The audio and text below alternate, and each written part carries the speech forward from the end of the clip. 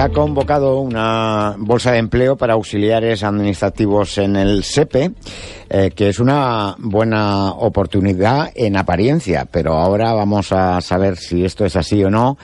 Hablando con Manuel Galdeano, que para nosotros es una referencia cada vez que hablamos de este organismo y sobre todo en materia laboral, porque es representante de CESIF en el SEPE. Manuel, buenas tardes. ¿Qué tal, Javier? Buenas tardes. Buenas tardes a todos. Bueno, bolsa de empleo para auxiliares administrativos, que me comentabas, no sé si lo interpreté bien, pero llevaba 4 años sin convocarse, o la anterior se convocó hace 4 años. De inicio, lo que conviene señalar a este respecto es que desde CESIF estamos en contra del abuso reiterado por parte de la Administración de esta bolsa de empleo temporal, y así lo hemos manifestado en repetidas ocasiones. Cuando el SEPE lo que precisa es la incorporación de empleo estructural a través de una decidida apuesta por el empleo público. Además, sorprende cuanto menos que el Servicio Público de Empleo Estatal tenga un índice de temporalidad tan alto, y para nosotros no deja de ser un parche el incorporar a efectivos de manera puntual, habida cuenta de las cargas de trabajo que, como todos conocéis, permanentemente tiene este organismo. La Dirección General, y ya respondiendo a tu pregunta, la Dirección General de Función Pública permitió al SEPE hace ya muchos años, creo recordar que unos 20, la creación de una bolsa específica para el organismo que permitiera incorporar efectivos de manera puntual y para situaciones puntuales, ¿no? Y al final lo que se ha vuelto es la forma casi normal de provisión de efectivos para el SEPE. Sí, la puntualidad se ha vuelto permanente, ¿no? A lo largo del año, ¿no? Por aclarar un poco a la audiencia, el SEPE dispone de 2 bolsas para 2 categorías de titulación. Una es la categoría 2, que son los titulados universitarios medios, que son los que ostentarían la categoría de técnicos de oficinas de prestaciones, y la del grupo C1, que son de bachilleres superiores, que tiene la categoría de ayudantes de oficinas de prestaciones. La bolsa que se ha publicado recientemente se corresponde con la categoría C2, cuya titulación es la de graduado escolar u homólogas, sí, que tiene la categoría de auxiliar administrativo y que ya había sido suprimida por parte de Función Pública, porque se pensaba impulsar que el escalón más bajo de acceso al SEPE fuera la de C1, titulados superiores, bachilleres superiores, a cuenta de lo específico y de lo técnico del trabajo, ¿no? O sea, que se ha recuperado una categoría que ya se estaba extinguiendo. Que ya había sido suprimida, sí, exactamente. Esta bolsa se ha recuperado por parte del SEPE a consecuencia de los muchos funcionarios C2 que han sido cesados recientemente por no haber superado un proceso de estabilización del empleo temporal, que además nos obligaba a la Unión Europea a ello. Sí. Como recordarás, la Unión Europea visualizó que España, el conjunto de administraciones públicas, tenía más de un 30% de temporalidad, y lo que nos obligaba era a reducir ese tanto por ciento hasta el máximo del 8%, ¿no? Entonces, como estaba comentando, estos trabajadores, al no haber superado el proceso de estabilización del empleo temporal, pues el caudal de conocimiento que atesoran todas estas personas en la gestión de las prestaciones, después de tantísimos años que llevaban trabajando, muchos de ellos 18, 15, 12, 9 años, pues todo ese caudal de conocimiento se perdía sin remisión, ¿no? Ya que la mayoría de todos estos trabajadores no podían incorporarse a la bolsa actual de C1, claro, bachilleres superiores, al no tener esa titulación habilitante, ¿no? O sea que los interinos que no han conseguido la estabilización, o sea, un puesto ya permanente dentro del SEPE, ajá, ahora se les busca una salida para que puedan seguir de interinos. Correcto, para cuando tengamos necesidades puntuales, pues poder tirar de esa bolsa de auxiliares administrativos. Con lo cual llegamos a la siguiente derivada con la que empezaba yo el comentario de este contenido, y es: si hay muchos interinos a los que hay que hacer hueco en esta bolsa de empleo para que después cubran esas necesidades supuestamente temporales, que luego parece que son temporales muy permanentes, digo, si se les abre el camino a estos interinos, cualquier persona que nos esté escuchando ahora mismo en Madrid trabaja y que tenga el título de graduado en la ESO, se puede inscribir con la esperanza de trabajar en el SEPE. No es por desanimar, pero a nosotros nos gusta desde CESIF hablar honesta y sinceramente de cualquier cosa y sobre todo de esta, ¿no? Lo que hay que clarificar es que esta bolsa se conforma a través de los méritos laborales que presentan los candidatos que quieren integrarla, ¿no? Y se prioriza dependiendo de las experiencias que aportan, las experiencias laborales que aportan cada uno de ellos.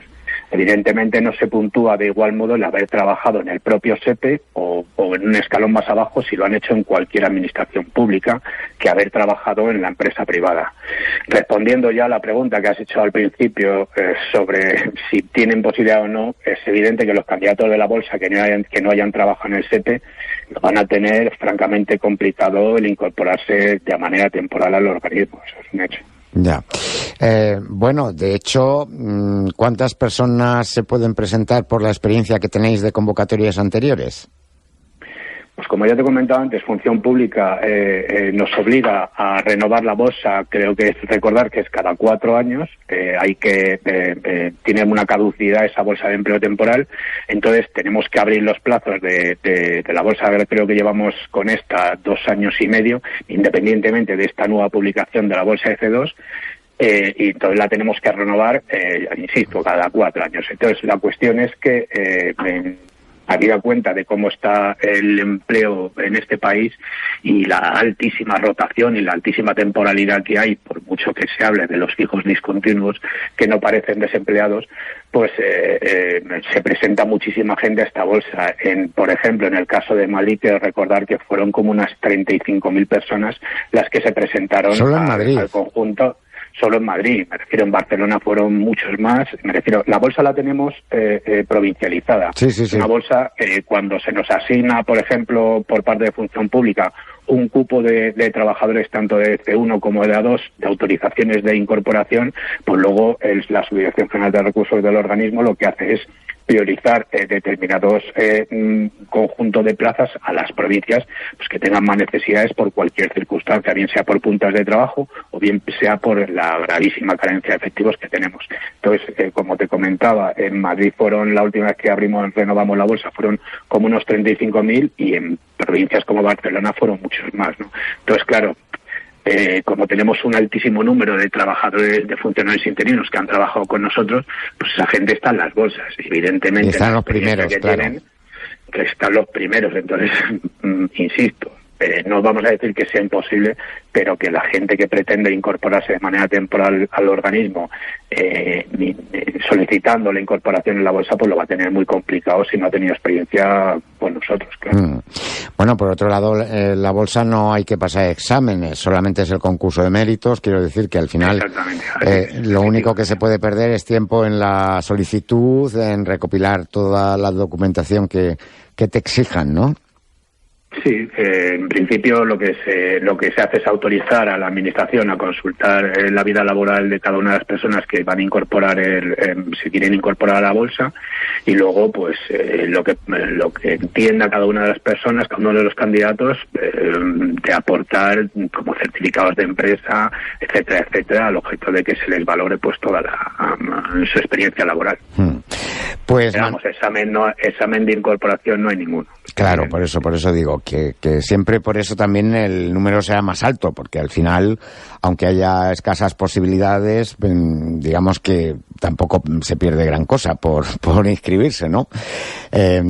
Lo digo, Manuel, por lo que pensará mucha gente, ¿no? Que dirá, oye, pues sí, hay pocas posibilidades, pero total, ¿qué vamos a perder, no? Digo yo, no sé. Sí, desde luego. Claro. Bueno. Sí, desde luego nosotros, insisto, no queremos desanimar a nadie con lo que acabamos de comentar, y desde luego